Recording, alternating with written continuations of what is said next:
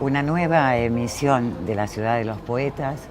En esta oportunidad nos volvemos a encontrar en Clásica y Moderna, esta emblemática librería que nos abre las puertas nuevamente para continuar habitando la ciudad de los poetas.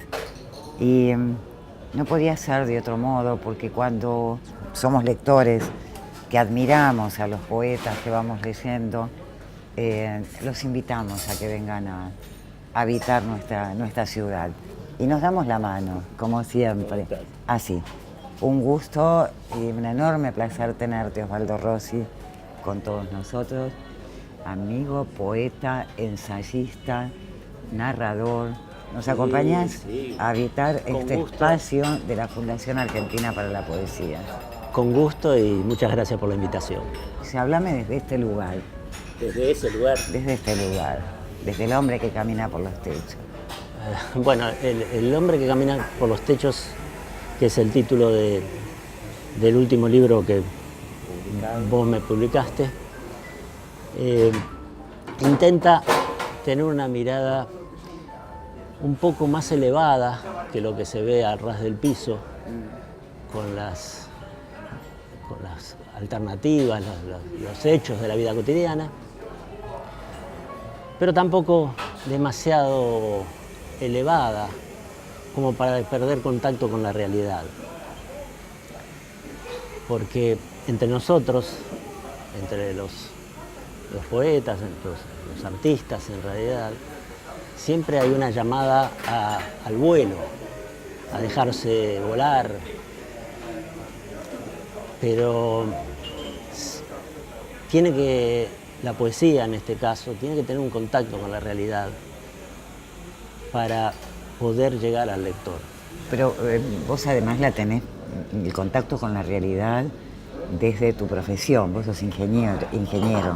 Sí. Y además un estudioso, la física cuántica también te está interesando ahora. No, soy un aficionado. Un aficionado, bueno.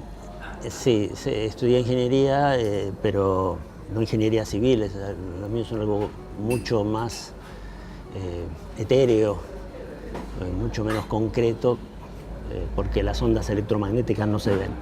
Sos una persona con método, con seguridad de saber cómo querés ser, puede ser, para ofrecer luego la obra que estás ofreciendo, ¿no? No me lo planteé de esa manera. Sí tengo cierto sistema que sigo, básicamente para que me alcance el tiempo. ¿Cómo es? Un día en tu vida.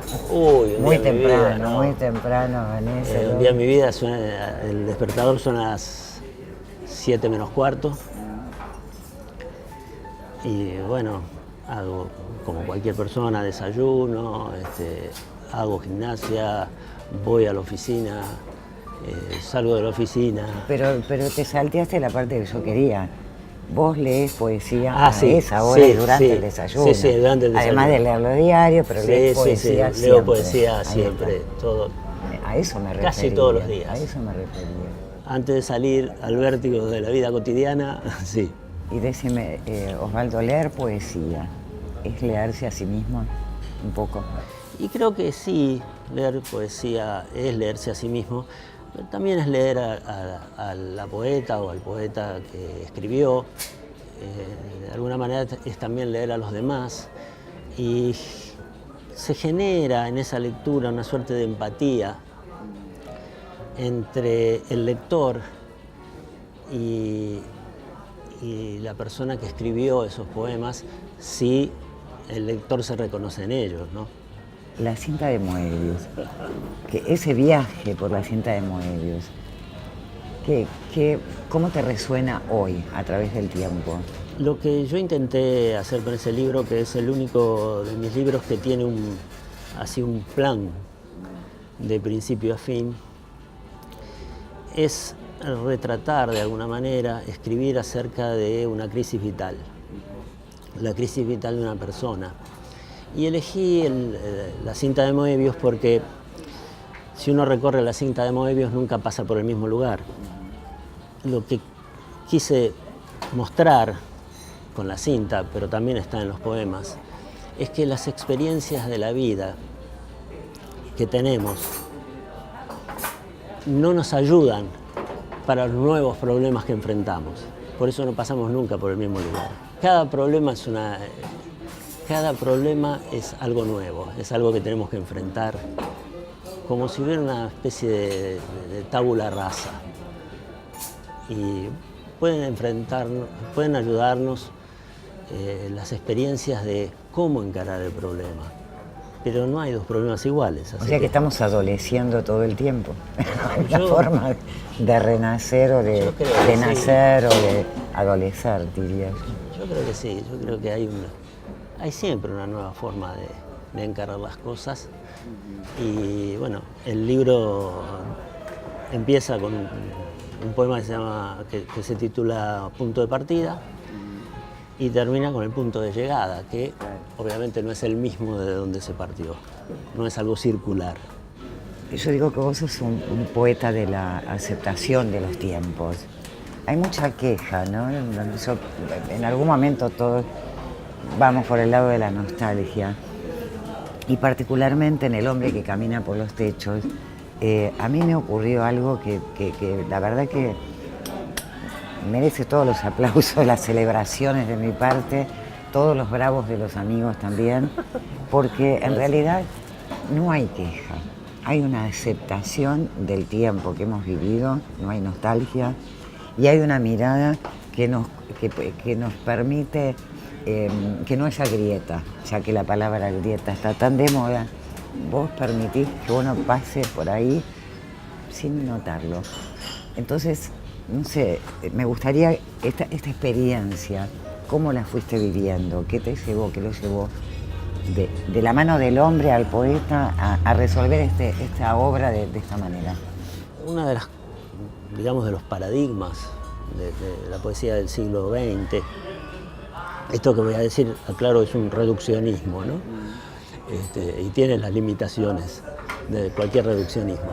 Pero digamos que podríamos definir que uno de los paradigmas de la poesía del siglo XX era que el sujeto que escribía, el sujeto era una persona en soledad o una persona en introspección y muchas veces a la intemperie. Y eso con el tiempo fue sonando ya a queja en muchos. Como el tango, digamos, poemas. como muchas letras de tango sí, son así. puede pero... ser, puede ser. Yo creo que ese paradigma, que todavía existe en la escritura de muchos poetas, y hay poemas magníficos, no es que esté mal, pero a mí me parece que resulta insuficiente ese paradigma para atraer nuevos lectores más jóvenes a la poesía. Inevitablemente empecé a escribir de otra manera, ¿no? Porque lo que uno piensa, y sobre todo lo que uno siente, tarde o temprano se filtró a mi lenguaje poético. Afortunadamente, ese afortunadamente. Y no sé si está bien o está mal, pero bueno, ya es así.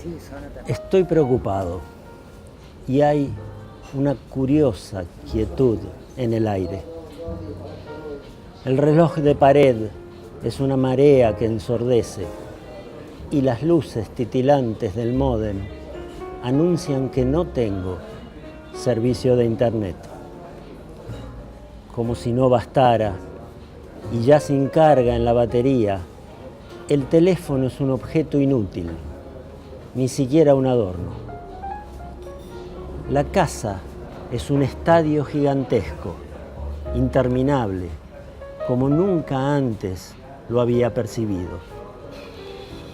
Casi se puede oír el diálogo de los artefactos, la conversación de los electrones en el metal del enchufe.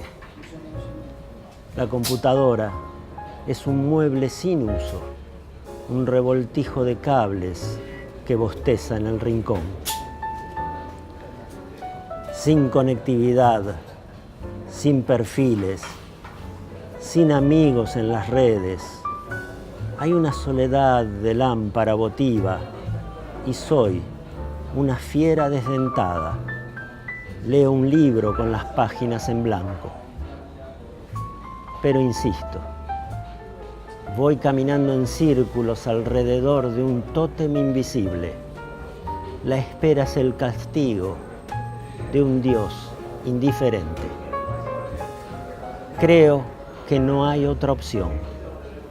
Tendré que salir a la calle y mezclarme con la gente.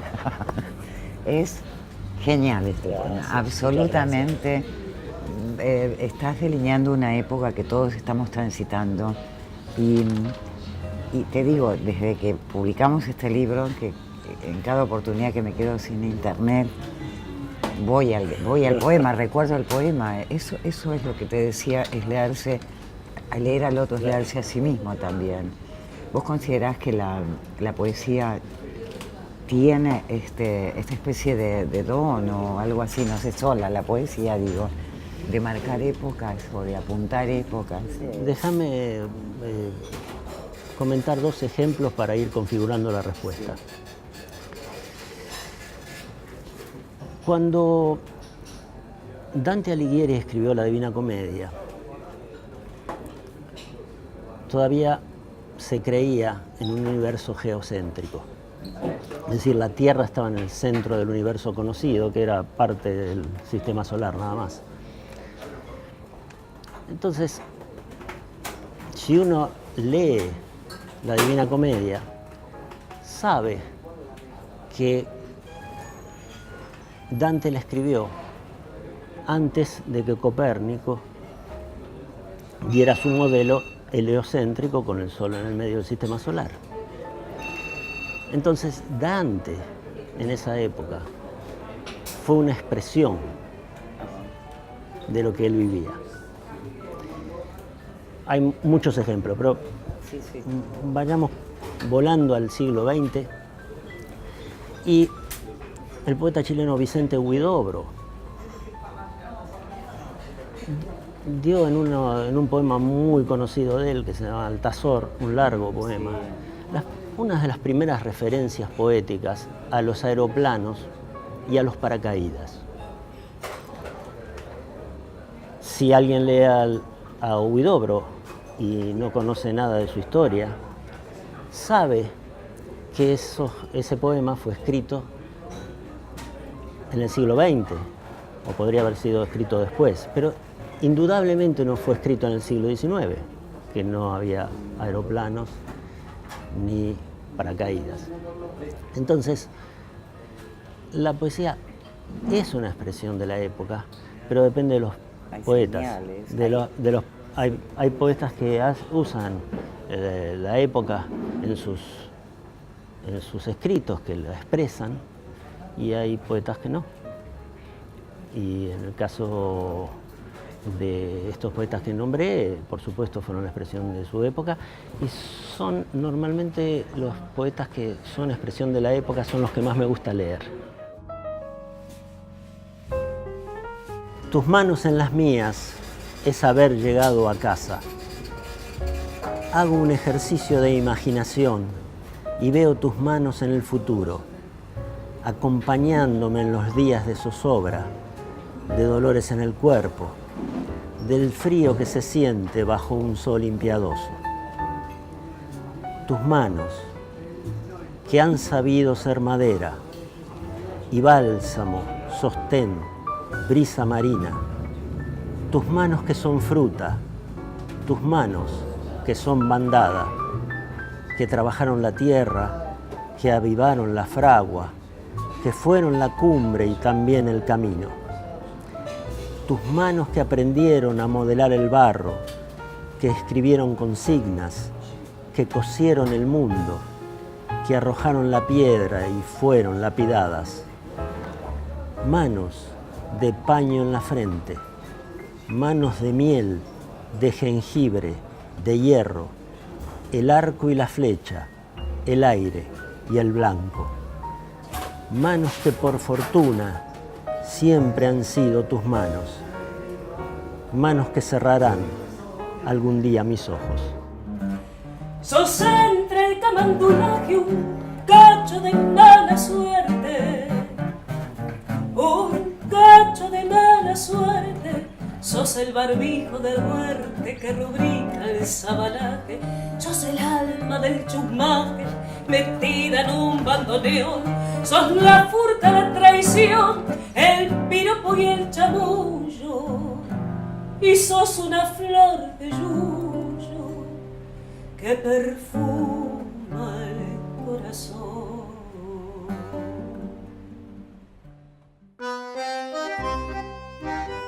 Nos volvemos a encontrar con Antonio Requeni, quien nos va a hablar de los maestros. En esta oportunidad, Conrado Nalé Roslo. Te lo dejo, es todo tuyo. Nalé Roslo fue realmente un maestro, un poeta clásico de la poesía argentina. Se diversificó mucho porque no solamente escribió poesía, sino novela, cuento, teatro, pero como poeta es uno de los grandes poetas argentinos. Él irrumpe en los años 20, que son los años de la gran poesía argentina, en 1923 con un libro, El Grillo, cuyo primer soneto se popularizó bastante, es como Los 70 balcones sin ninguna flor de Fernández Moreno, música porque sí, música vana, como la vana música del grillo. Mi corazón eglógico y sencillo ha despertado grillo esta mañana. Él trajo a la poesía argentina un aire de frescura, jovial, de poesía así celebrante, muy musical, ¿no? Incluso con poesías infantiles. Él tiene un libro también, fíjate lo completo que era, también tiene el libro de La Escuela de las Hadas, un libro para chicos. Y Nalé se destacó inclusive como humorista. Sí. Nalé es un gran humorista. Se divertía, un gran humorista. Sí, se divertía. Él firmaba sus textos humorísticos como Chamico. Y además tiene un libro muy interesante que es Antología Apócrifa, en la que él imita, parodia el estilo de los grandes escritores, ¿no? Y siempre en broma, pero con un conocimiento del estilo, de la psicología del autor, que es una maravilla, ¿no? Fue un hombre además muy interesante. Fue muy amigo tuyo también, ¿no? Fue amigo mío, yo era vecino, yo vivía a la vuelta de su casa. Durante una época lo visité todos los sábados a la mañana. Y yo un día le digo, pero Nalé, yo vengo acá, le doy conversación, usted a lo mejor tiene cosas que hacer. Y él me dice, sí, tengo cosas que hacer, pero como no las hago, dije, usted venga igual. Y fue una época realmente de grandes poetas, porque Nalé Roslo integró un conjunto de poetas realmente muy importantes. Casi todos también trabajaron en el periodismo. Él trabajó muchos años en el diario El Mundo. Además, él fundó revistas humorísticas como Don Goyo. Fue un amigo entrañable de Roberto Ar. También otro paisajista maravilloso. Conoció de muy joven, antes de publicar su primer libro, ya había conocido a Roberto Ar y fue un gran amigo de Ar. Bueno, y él después del Grillo escribe nada más que 2 libros, publica 2 libros nada más, que son Claro Desvelo y De Otro Cielo. Y aquel entusiasmo juvenil del Grillo deja paso ya a una poesía más grave, más profunda, ¿no? Pero igualmente extraordinaria. Fue un gran sonetista. Los sonetos de Nalé Roslo son sonetos perfectos, impecables. Sí. Fue una de las personalidades más brillantes. Se intercambiaba mucho el soneto entre ustedes, ¿no? Bueno, sí. En aquella época, bueno, los poetas conocían muy bien el oficio, sabían. El canto, la música. Cuando yo le dije a Nalé, pero usted es un clásico, y me dijo, bueno, un clásico es un romántico que ha aprendido el oficio. De manera que si algún joven quiere comenzar con Nalé Roslo, ¿le recomendás? Yo le recomendaría leer a Nalé Roslo. Porque es un poeta del que se puede aprender mucho. ¿Y en qué libro? Bueno, los 3 libros de él. Los 3 libros. Él publicó 3 libros de poemas, pero son una joya. El Grillo, Claro Desvelo y De Otro Cielo. Son los 3 libros de poemas. Y después tiene otro libro que se publicó póstumamente, ella había muerto cuando se publicó, que es un libro de memorias, precisamente donde él habla de las tertulias literarias de su época, habla de los compañeros de generación, bueno, también habla de cómo él empezó a escribir.